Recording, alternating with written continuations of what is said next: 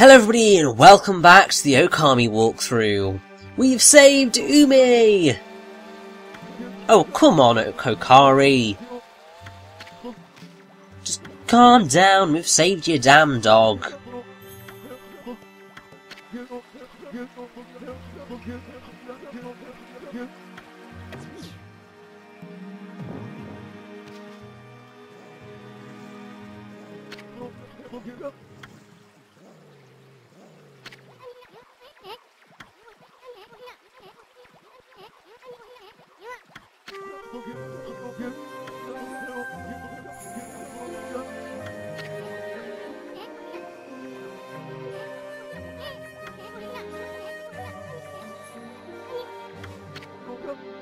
Not quite sure how you got all of that from the little that he has not said.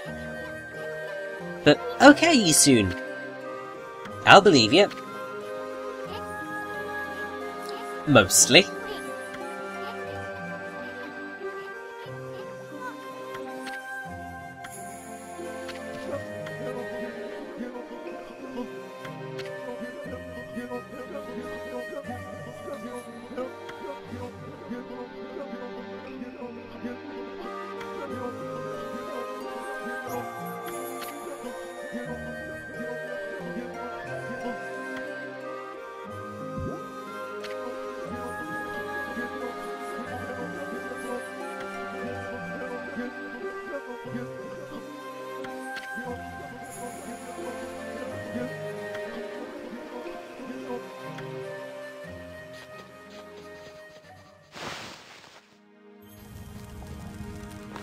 Well, I have to say, I'm very glad that that's all sorted. And I really do mean that, because I was not expecting things to go quite so smoothly.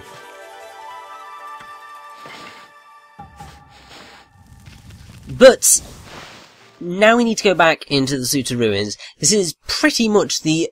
well, no, it is the only instance where you need to go back through a dungeon in order to get, like, clovers and so on that you will have missed. Because this is pretty much the only dungeon where clovers are accessed via powers that you don't get until right near the end of the dungeon. And pretty much all of the others, you get that power about midway through, and you can still then get back to access anything that you couldn't access before. So it's a very, very important thing to note. It's kind of annoying that Tsuta Ruins has this happen in it, but oh well, can't be helped. And at least in the grand scheme of things, this part being here is going to allow me to have a really nice, even number of parts in the end, so I'm happy with that one.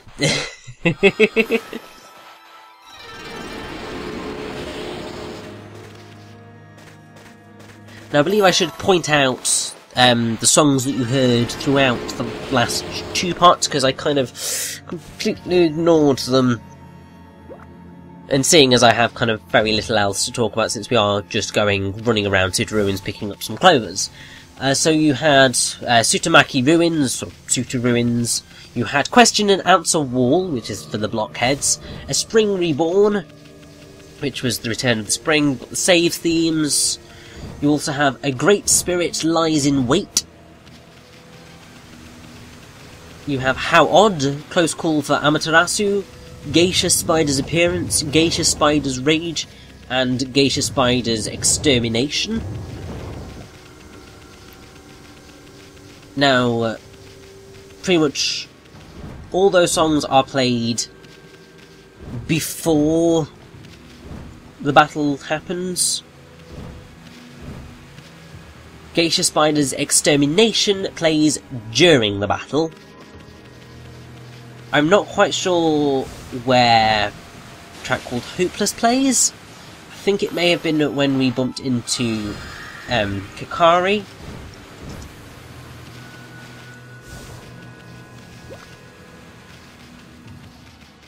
Or not. So it's just a little... Hopeless is just a little sting.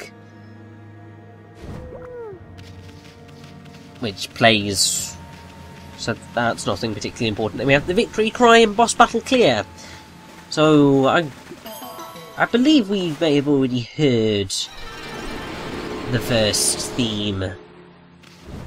Well, the theme that played during the thing with Kokari. But we'll be getting some fun other music tracks coming a little bit later on. Very soon, actually.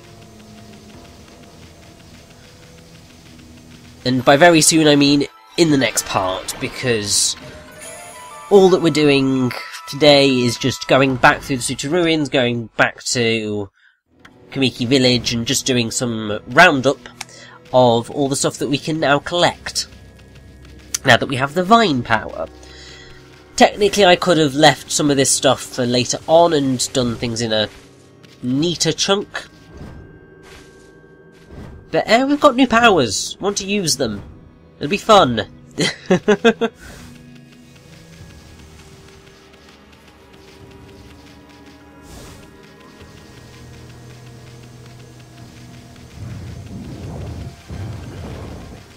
I have to say, oh my days with that room a little ways back. That was just so annoying, because like, I knew that there was the clover there. I couldn't remember how to get to the clover. And it was just like, I don't know what I'm doing.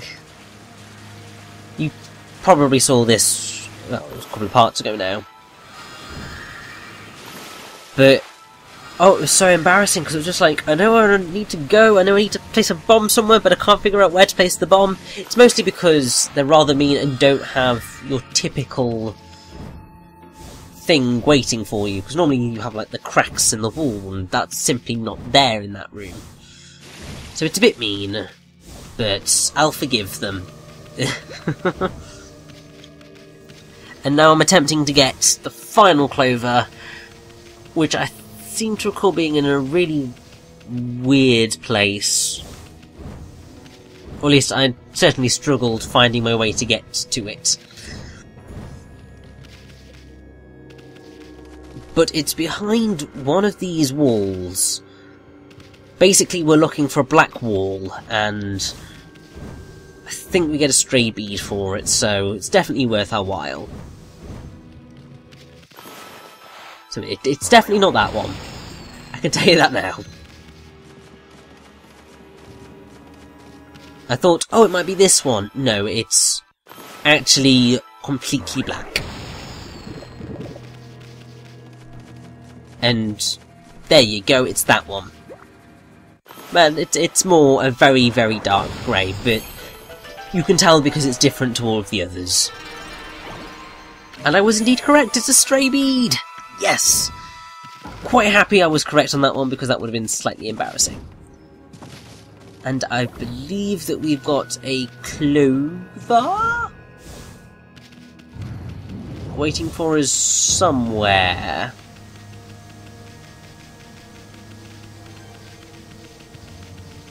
Either that, or we're just gonna leave. Because we are very, very close to leaving the Suta ruins and just getting on with our lives.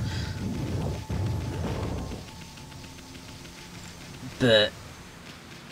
yes, there we go. So you see in the waterfall there's a nice little hole. Yeah, we're gonna go through it.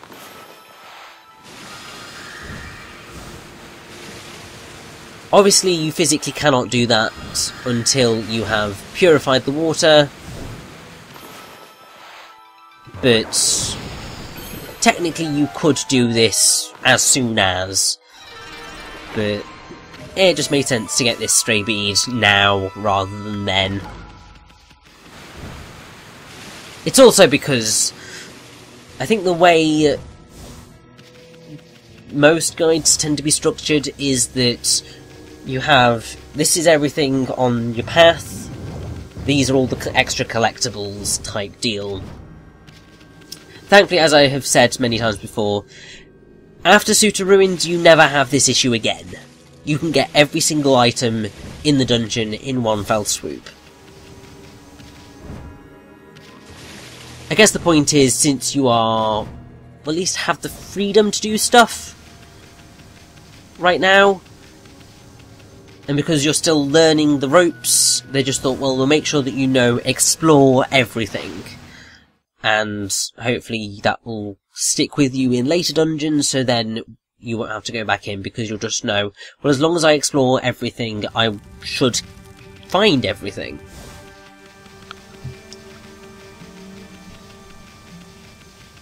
Now, because otherwise we really wouldn't have many fights, I just thought, let's have a play with Snarling Beast. And as you can see, it's very powerful. Or at least it is for this moment in the game.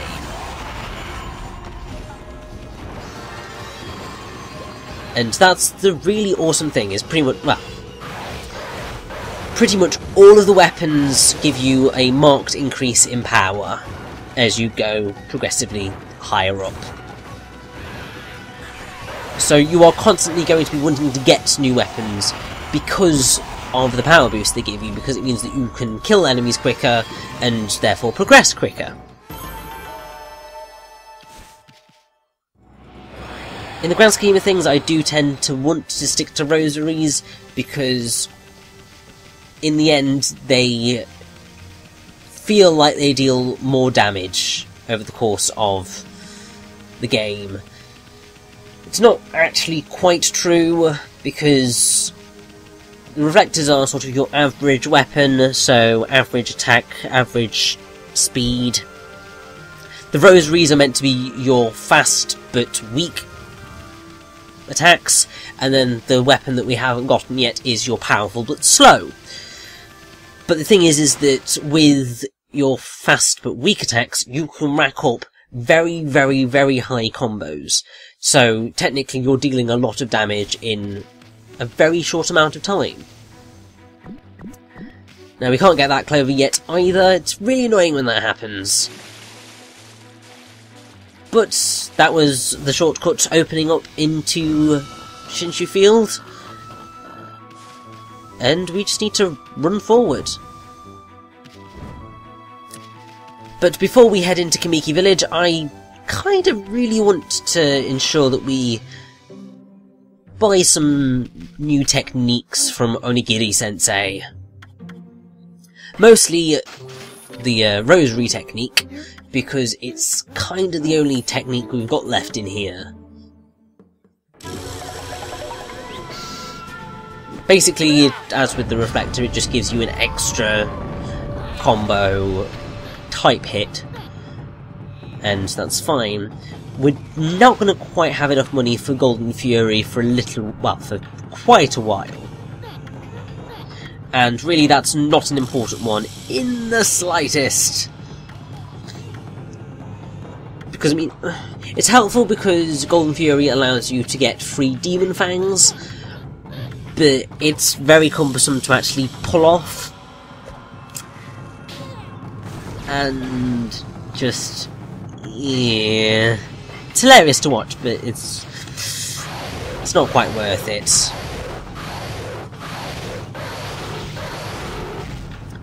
So there you go, the rosary technique, Spirit Storm. Very, very good and useful. Pretty much the higher combos you can get on enemies, the better.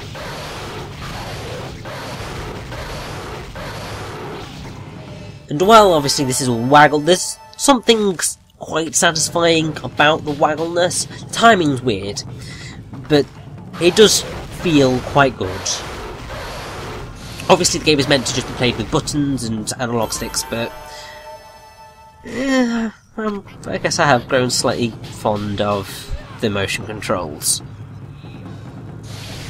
Obviously I will still most definitely criticise Ōkami Wii for its many shortcomings as a port, but that particular one's not one of my issues. And the fact that the motion controls did return in Ōkami HD because you were able to use the PS Move controller just as you were able to use the Wiimote. So that's a nice little touch. And there we go, our training is complete!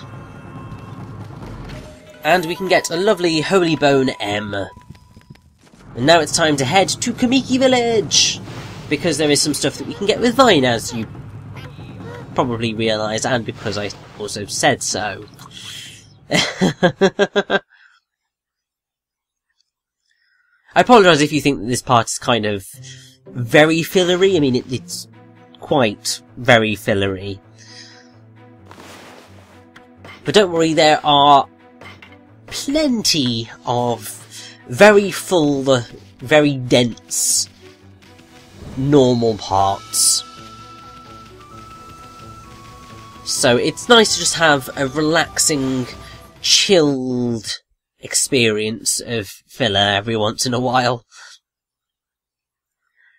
Especially because it means I can just sort of just have a bit of a relax from having to do any specified research into things. Because otherwise you just end up knackering yourself out. Now that's a slightly mean thing you can do to Kushi's field. I do feel kind of bad, but yeah, it's filling up your astral pouch. That's helpful. But if we pop up here, we have a clover! And as long as we keep climbing, we'll be able to get more and more and more stuff. It's great! And also you get to see this wonderful place from even higher up. I'm making a bad move here in coming back down, because I didn't quite realise where I was meant to go. It's quite bad.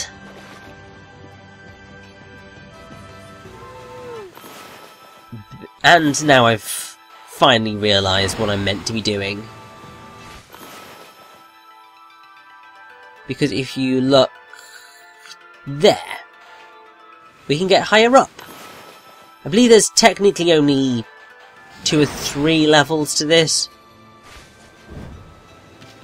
And I'm pretty sure this is the highest point we can reach. You can tell because the music has changed, so that all you can hear is the wind.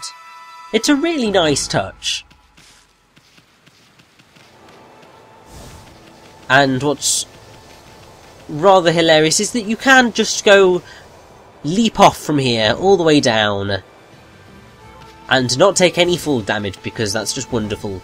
Obviously it's because Army is a god, but not taking fall damage is just an absolute godsend. Especially when you can pull off manoeuvres like that. It's just great fun. And since we are here in Kamiki, let's visit Sakuya! Because she has some more gifts for us. Yay! Obviously it's just treasures, but it's treasures, it's free money. Take it whilst it's here.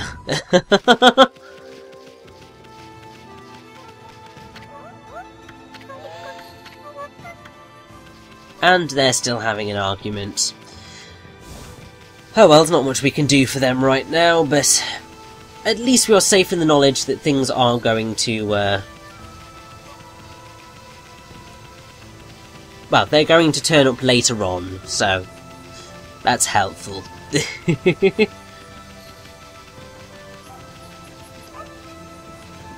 And now that all that's done, it's time for us to return to Agatha Forest, and then head onwards into the great wide world, because Shinshu's getting a little small for us now. We've done all we can right now. So we need to press on and see what's beyond the Agatha Forest. Once again, a smart decision probably would have been cutting to Agatha Forest immediately, but yeah, I love the music in Shinshu Field too much. It's just so wonderful. And also just the experience of running through the world. It's just so insanely satisfying.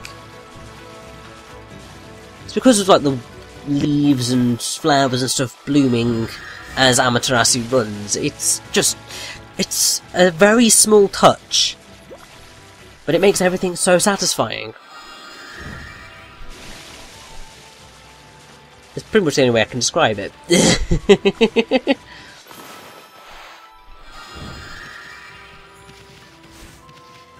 There we go. We're back in Agata Forest. Now, before we go any further, I am going to go and save in Madame Fawn's cave. Largely because it makes sense, because if I recall correctly, this was at the end of a recording session. So it was just like, right, get to the save point, and then I'm nice and near to where I need to be for next time. But yes, it's time to see what lies beyond Agata Forest in the next part.